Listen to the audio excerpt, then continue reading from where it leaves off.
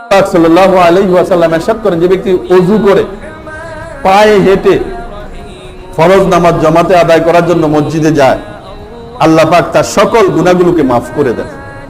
সকল সগীরা গুনাহ, কবিরা গুনার জন্য তওবা লাগে, সগীরা গুনাহগুলোকে মাফ করে দেন।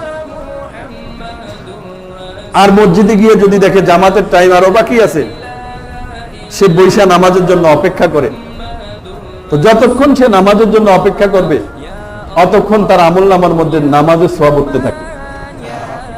আর ফেরেশতা তার জন্য দোয়া করতে থাকে, যে নামাজের অপেক্ষা করতে থাকে, আল্লাহুম্মা গফির লাহু। রাসূল পাক সাল্লাল্লাহু আলাইহি ওয়াসাল্লাম ইরশাদ করেন, ফেরেশতা তার জন্য দোয়া করে, আল্লাহুম্মা গফির লাহু, আল্লাহ তাকে মাফ করে দেন। ওয়ারহামহু, তার উপর দয়া করেন, তার উপর রহমত নাজিল করেন।